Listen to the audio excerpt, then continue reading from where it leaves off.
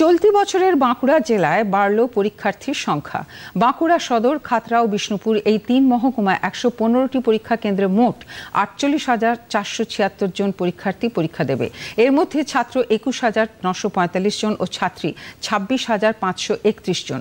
গতবারের তুলনায় এবার পরীক্ষার্থীর সংখ্যা ২,৩৯৩ জন বেড়েছে বলে জানিয়েছেন বাঁকুড়া জেলা বিদ্যালয় পরিদর্শক পীযূষ কান্তি বেরা। সুষ্ঠুভাবে পরীক্ষা সম্পন্ন করতে সব ধরনের ব্যবস্থা নিয়েছে শিক্ষা দপ্তর।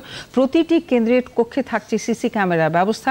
জঙ্গল লাগোয়া এলাকায় বন দপ্তরের কর্মীদের কড়া নিরাপত্তার নির্দেশ দেওয়া হয়েছে। বন দপ্তরের টহলদার গাড়ি জঙ্গল পথে পাহারার কাজে ব্যবহার করা হবে।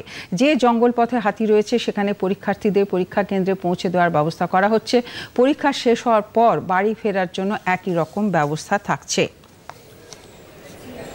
আমাদের বাঁকুড়া জেলায় মোট ১১৫টি কেন্দ্রে পরীক্ষা হবে।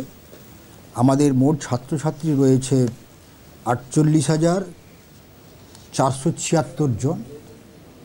এইটা হচ্ছে গত বছরের তুলনায় ৩,৩৯৩ জন মাধ্যমিক পরীক্ষার্থী আমাদের জেলায় বেড়েছে।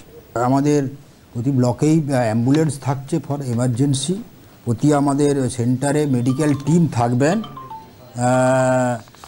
প্রাথমিক কোনো ছাত্রছাত্রী অসুস্থ হলে প্রাথমিক চিকিৎসা এবং অ্যাম্বুলেন্স পরিষেবা থাকবে। আমাদের সেই মতো কোঅর্ডিনেট করে সংশ্লিষ্ট যেখানে যেখানে পাঠানোর কোনো রোগী যদি হয় সেই স্তরে হসপিটাল বা মেডিকেল কলেজ ইত্যাদিতে ব্যবস্থা স্পেশালি রাখা হয়েছে। আশা করছি হোপফুলি গতবারের মতো এবছরও আমরা বাঁকুড়া জেলায় সবসময় পরীক্ষা ভালো হয়, গার্ডিয়ানরা খুব হেল্প করেন।